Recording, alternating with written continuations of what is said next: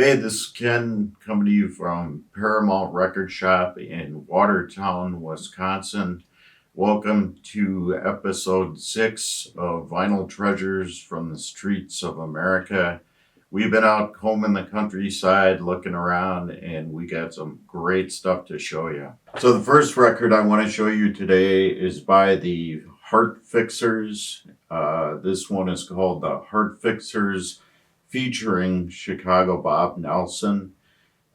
This was on a small independent label called Southland Records from Decatur, Georgia, and came out in 1982. The Heart Fixers were Bob Nelson vocals and harmonica, the great Tinsley Ellis on guitar, Mike McCauley on drums, Jim Bullard on bass, and Butch Trivet on piano.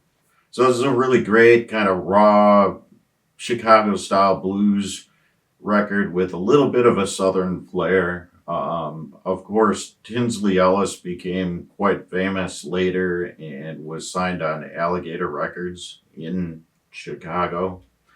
So this is a really cool copy of this record because as I started reading the autographs on the back of the record, I found out that actually this particular copy was autographed from Mike McCauley to Brian Lee, the Blues King, who actually was from Wisconsin. And Tinsley Ellis actually autographed this record and put his phone number on it.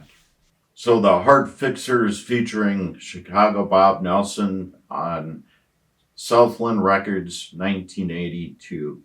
The next record actually walked into the store in a larger collection a couple of weeks back.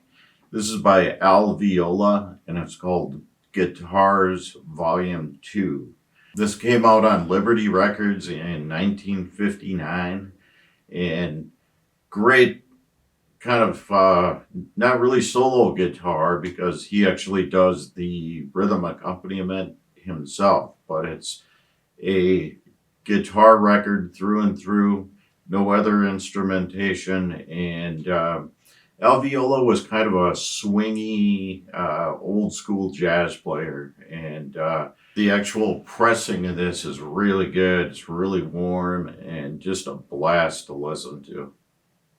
So the next one is Tony Joe White, self-titled. This came out in 1971 on Warner Brothers Records. It's not his first record, even though it's self-titled. Interestingly enough, this record was produced by Peter Asher, who was actually a manager and producer. He worked with the Beatles. He worked with James Taylor. He's the guy that got James Taylor signed to the Beatles record label, Apple. So he does some great production on this, and I really think it's one of Tony Joe White's best efforts.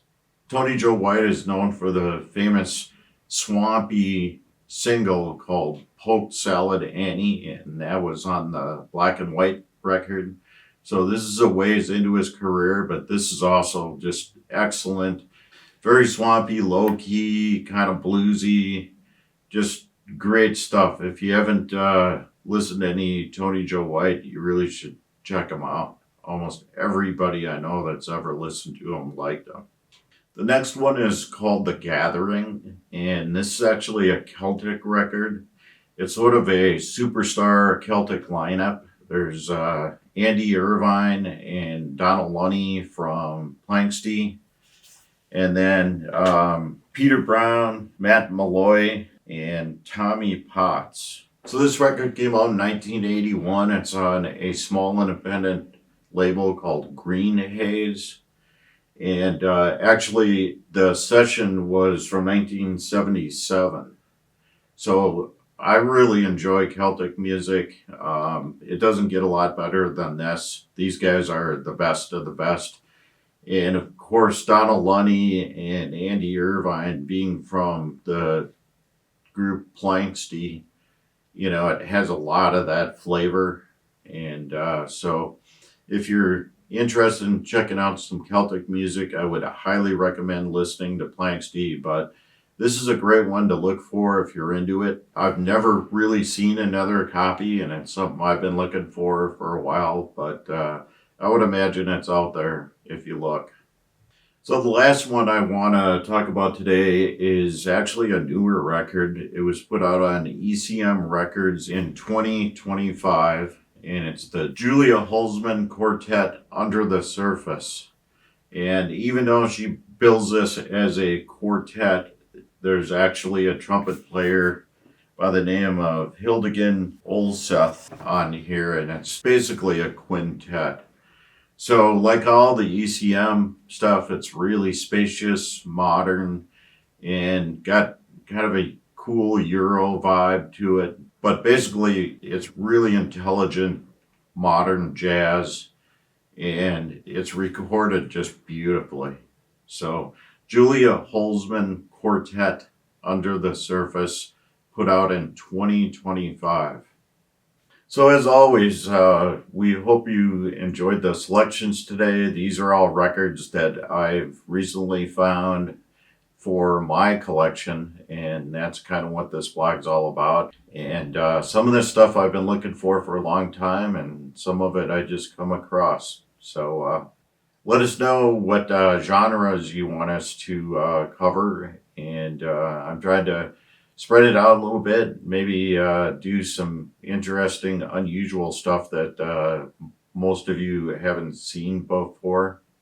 So we'll see you next time.